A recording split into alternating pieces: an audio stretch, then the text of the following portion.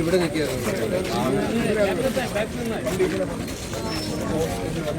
ഇവിടെ ബസ് കയറാൻ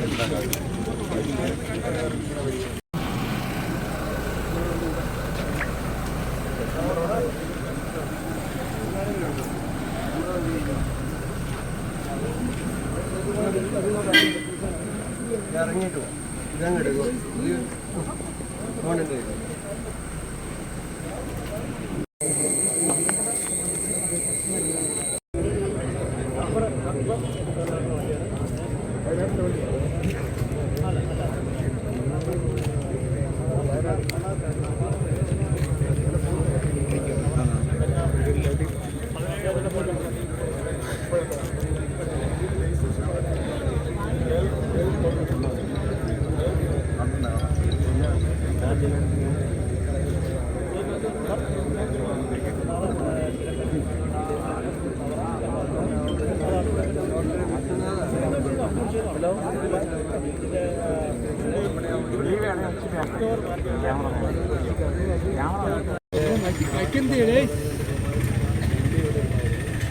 മൈക്കെല്ലാം താത്തുപിടി ഏഷ്യാനെറ്റ് 24 എല്ലാം മൈക്ക് താത്തുപിടിക്കണം. അമിത വേഗത്തിലായിരുന്നു.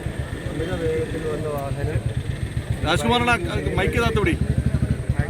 മൈക്ക് പോത്തിരിക്കുക. സമയം തന്നെ അമിത വേഗം തന്നെയാണ് ഇത് മറ്റ് അപകടത്തിലേക്ക് നയിച്ചത് എന്നാണ് പോലീസിൽ നിന്നും പ്രാഥമികമായി മനസ്സിലാക്കാൻ കഴിഞ്ഞത്.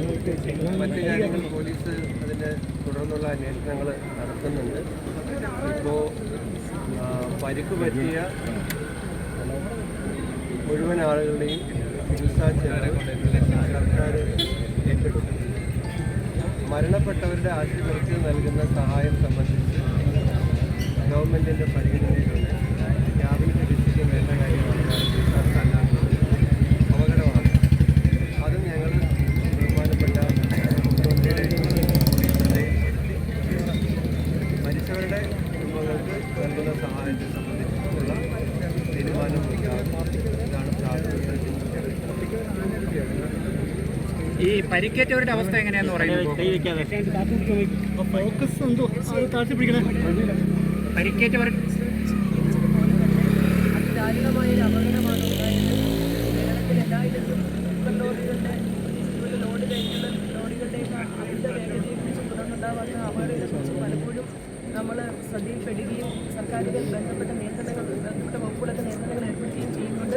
എന്നിട്ട് സ്കൂൾ ടൈം ഇപ്പോൾ കേരളത്തിൽ 7 മണി മുതൽ തന്നെ കുഞ്ഞുങ്ങൾ സ്കൂളുകളിൽ പോകാനായിട്ട് ഇറങ്ങുന്നുണ്ട്. ആ സമയത്തൊക്കെ ലോഡ് കഴിഞ്ഞുള്ള തീർച്ചയായും ഈ അപകടത്തിൻ്റെ പശ്ചാത്തലത്തിൽ ഗൗരവമായി തന്നെ കൈകാര്യം ചെയ്യുകയും ഈ ഒരു അപകടം ഉണ്ടാതിരിക്കാനുള്ള പരമാവധി മുൻകരുതലുകൾ എടുക്കുകയും ബാക്കി കാര്യങ്ങളൊക്കെ സംഭവം അറിഞ്ഞ സമയത്ത് കുട്ടികളുണ്ട്, എല്ലാ ഗതാഗതമാരുണ്ട്.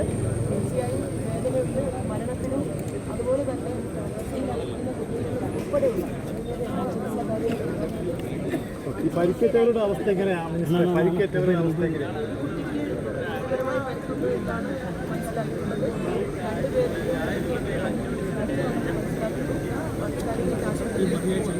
ഡ്രൈവറുടെ വണ്ടി ഓടിച്ച ഡ്രൈവറുടെ ഗുരുതരാവസ്ഥയിലാണ് ഉള്ളത്. അതാണ് ഈ പരിക്കേറ്റവരിൽ ഒരാൾ.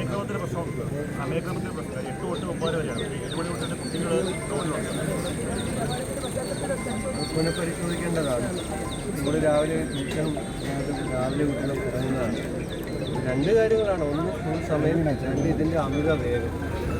കൂടുതൽ തവണ ഈ മണ്ണ് ട്രാൻസ്പോർട്ട് ചെയ്യണമെന്നുള്ളത് കൊണ്ടാണ് ഇത് വേഗം കൂട്ടി ഇതിൻ്റെ നടക്കുക. പരമാവധി എടുക്കാനുള്ളൊരു ലക്ഷ്യം കൂടി ഇതിൻ്റെ പിന്നിൽ വരുന്നതുകൊണ്ടാണ് ഈ സാഹചര്യത്തിൽ അത് ബഹുമാനപ്പെട്ട മന്ത്രി പറഞ്ഞ ആ കാര്യം 2 മണിക്കും 3 മണിക്കൊക്കെ ഒരു രക്ഷയില്ലാത്ത രീതിയിലുള്ള വാഹനം ഓടിക്കുകയാണ്. അതെ.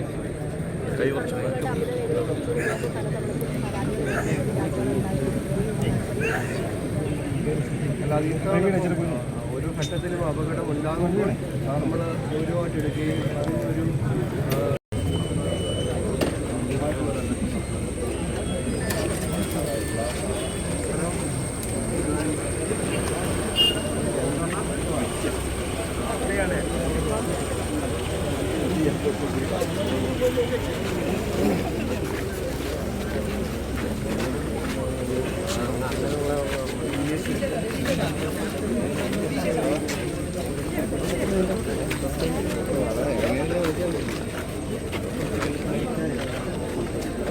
ഇതേ തുടർന്ന് ഇപ്പോൾ മന്ത്രിമാർ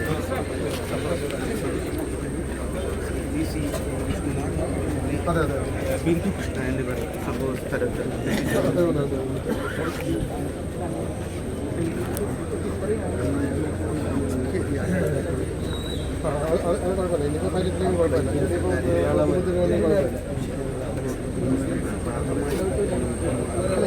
കുഴപ്പമില്ല.